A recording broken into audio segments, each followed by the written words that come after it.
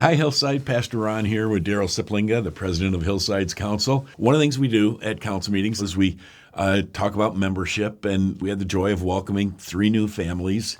That's always a good gift to us and a joy to celebrate that. We sometimes have people who move on, and that's always with some sadness when either they move out of state or choose to go to a different church. But it was good to welcome some new families last night, and that also reminded all of us that we want to make sure that we're being really welcoming here as a church. So encourage you to keep your eyes open for anybody who looks like they might be a little unsure of something, or just if you don't know them, go up and if you could introduce yourselves to them. One of the things we hear from new members over and over and over again is that hello, that just connection was hugely important in saying, yeah, I think Hillside could be a church home for me. Mm-hmm.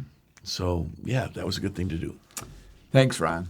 Also, we talked about the new ministries that are getting started or restarted this fall. With September comes that new or renewal of our programming, and so that's a fun piece to see the celebration that we had at the church picnic. Although I had to miss it, it was fun to see reflections of that and our social media. And I'm really thankful for all those hands that made that possible. What a great celebration to get things started. So that was fun.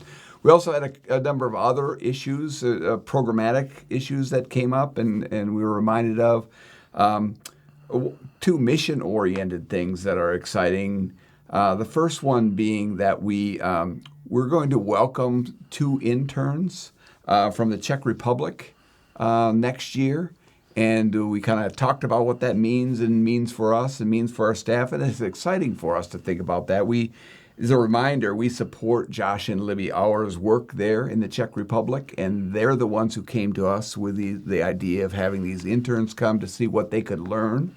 And we can probably learn from them as they join us. And then that gives them an opportunity to see if there are any ideas that they might take back with them and implement when they return home. And then also Eric reported last night that he has the requisite number to move forward with the Panama trip. So we're excited to see how that takes shape. I know there are a couple of people who are still on the fence, but at least 10 folks will be joining him on that trip, and so that's exciting to see that taking shape too. Finally, you probably saw the video about the discipleship and education programs that will be starting out in October. If you haven't seen it, check that out. The first one is October 2nd, and I'm excited about that opportunity to have another venue where we can gather together and learn together. And I was reminded last night of the importance of registering for that, though not required. It's encouraged, and I went online this morning to do that, so I'm all set. You can do it too. And for those of us from Byron Center, requisite is a fancy way to say required. Thanks, Daryl. We also spent some time last month. We had shared that Morné, we had asked the classes to give approval to us to commission Morné Marais as a minister of music in a commissioned position. The classes gave approval for that, and so they set up an examination. That'll take place Thursday, October 10, actually right here at Hillside. And so we invite you to be in prayer for that. What it will involve is that Morné, it actually works out nicely. He's going to actually lead worship at the beginning of the classes meeting so people can see what he does. And then there will also be a time of an examination in the areas of his own personal spiritual life and biblical knowledge and theological knowledge. And so Morné will do great, but we also ask you to just keep him in prayers. And the classes meeting is open. If you want to come at 6 o'clock on October 10 and be a part of that opening worship, that would be great as well. Mm-hmm. Thanks. That's exciting to see that taking shape, and we'll certainly be in prayer together about that with and for Morné. You know, we mentioned last month that the council, together with the Long Range Planning Committee, was intending to embark on a series of meetings to kind of, if not put to bed, at least reach a resolution about our relationship and how we relate to the denomination in light of our denomination's synod and the decisions they've made over the last 3 years. And it is not a discussion about what our stance and position is. It's a discussion about how we can, with integrity and fully engaging all members of Hillside with all views on particular issues in both ministry and leadership. And so it points to a question about how exactly do we relate to the denomination in a way that has integrity. And so we're doing that through a process that involves a number of steps. The first one is that Ron prepared a video that kind of outlined what those issues that were decided at Synod are and their potential impact on Hillside. And then we're going to have a series of options for you to choose from. They'll all be duplicate sessions, essentially, but sessions for congregational questions and answers about that video that Ron did, and then talking about our way forward, about how we're going to explore that process in the coming months, really. We hope to get that done by early December.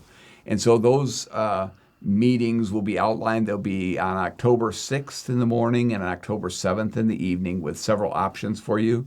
And then finally, a group of both staff, long-range planning committee members, and council members, a subgroup of that, will be meeting from late October through early December in a series of meetings and folks have committed to a big chunk of time to do that, to explore those options and make sure we move forward with clarity about our relationship to the denomination and where our stance is. The main goal of this process is so that we can move forward in ministry together and serve each other and love each other and not concentrate necessarily on what that means relative to the denomination. So hopefully we can do that in a way that's both true to who we are as a congregation, because we've long been a congregation that values a variety of viewpoints and opinions and can learn from each other. And we want that to be the case as we move forward as well. So hopefully moving through this process will allow us to return our focus to what's most important, and that is caring for and serving one another and serving our Lord. And I think it's important for us to remember as we discuss this that we're not discussing just an issue, we're discussing people. Mm-hmm. Yep. I mean, I think we got to keep reminding ourselves of that these are, when we're talking about people with and homosexuality, it's not just this issue out there. Mm-hmm. It's people created in God's image who we love and are called to love and speak truth and love and care for. And so ultimately that's, an important part of the process as well. And then we also, in order to support the staff, one of the things the council does regularly is invite an individual staff member to come to the meeting and to ask some questions and to have that person share about how his or her ministry is going. And last night we had the joy of having Mark Bykerk, who does our video and communication stuff for us, come to our meeting, and it was just fun for council, I think, to hear all that Mark does. Mark does such a great job with our communications, with our videos, with our digital communication and a variety of platforms. And so fun to hear all that he was doing. And council just appreciates very much Mark's abilities and gifts and his willingness to use them at Hillside. And how it's such an important area in our day and age. The number of folks, it's well over half, at least from the ones I talk to and find out about, of the folks who attend here on a Sunday morning for the first time have already either watched a service or spent a fair amount of time with our online presence through our website or whatever. And so if you see Mark around, just say, thanks, man, you're doing a great job. Mm-hmm. Yep. Yeah, good. And we do appreciate him. I told him when I took this role as president of council, one of his main jobs was to help me not embarrass myself too badly on these videos. So he may or may not have succeeded different ways in that, but I appreciate all that he does. We also received our monthly financial reports, as we do at all meetings, and you'll remember last year was able to give glowing reports about how we were exceeding budget on every month, and that was fun to do. Now, while we're not panicked, we are recognizing that we're not exceeding budget on contributions through the first quarter of the year. And we recognize that that may be a timing issue or whatever it is, but we'd ask each of you to be thinking about your own stewardship kind of in the coming months and make sure that we can keep on track. We're not panicked, we're not worried, but we want all of our attention to being good stewards of all of our resources, so we'll hope that we do that. Finally, I'd like to just remind us all that some of us, myself included, use the church online directory and the photos that are there to remind ourselves who we sat next to or around. And Ron was reminding us of the new members that we've had earlier. So the council is committed to updating their pictures on the online church directory, and we'd ask each of you to be attentive to that as well. It would be really helpful and another way for us to connect. So we'll provide some helps in the coming weeks for you so that you can easily do that and navigate that process. So look for that in the coming weeks, and we'll hope that you can update your